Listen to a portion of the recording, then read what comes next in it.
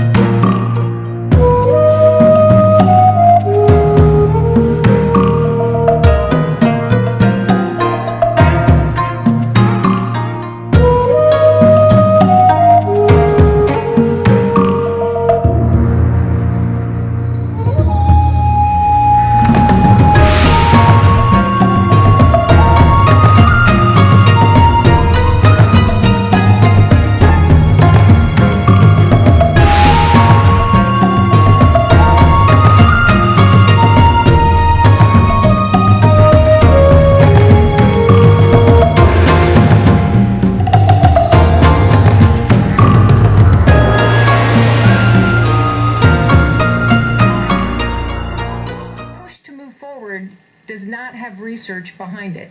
It's an experiment.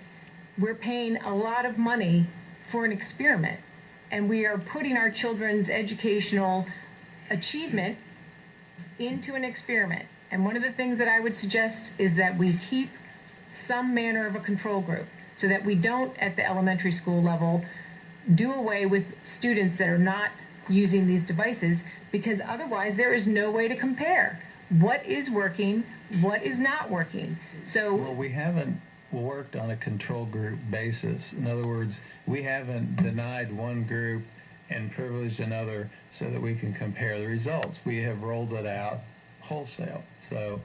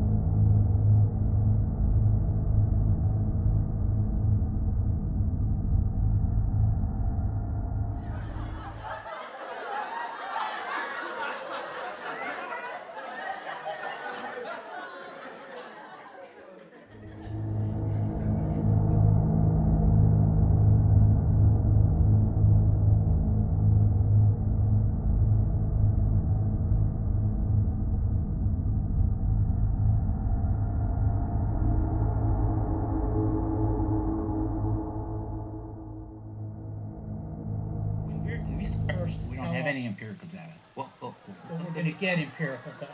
you're right. And when we started our budget process, and again, as superintendent, we start the budget process July 1 after the appropriations put in. As superintendent, I have enough qualitative data right now to make this recommendation.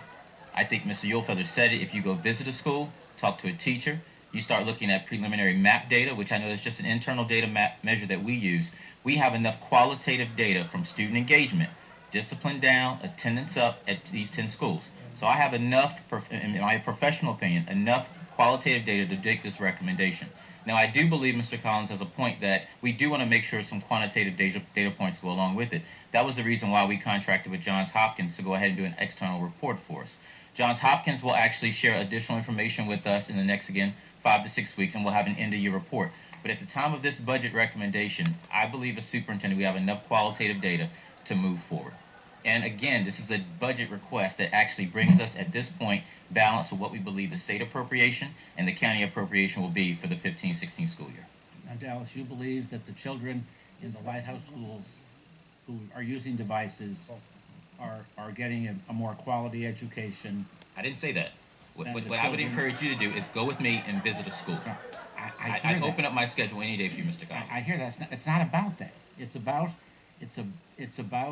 Are you saying that the children? You just said you're not saying that the children in the lighthouse schools are getting a better program than the children because they have a device than the children in the other elementary schools who are being taught the new curriculum. Because I don't want to rehash last week, but I don't want you to put words in my mouth either.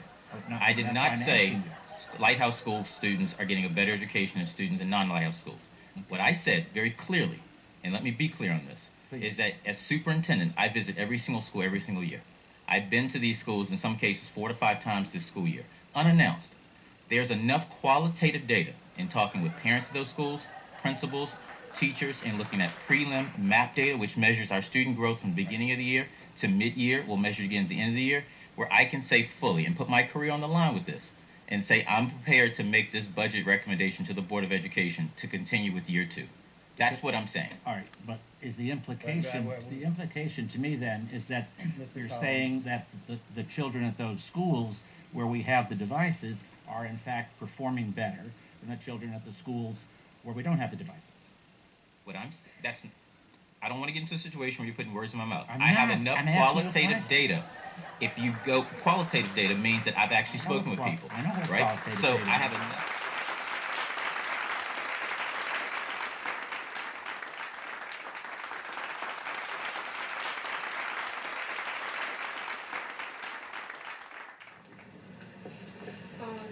How will you know if this plan is successful? What sorts of data will indicate success? So we right now have about 14 different metrics that we've been throwing together to say, okay, how do we measure success for this? Test scores is not one. Our test scores are not, will not be one of them. So I've been very clear to folks that technology will not increase your test scores. It won't. Student engagement, in fact, will. So many of the metrics that we've discussed and put down are all metrics where we will be measuring student and teacher engagement.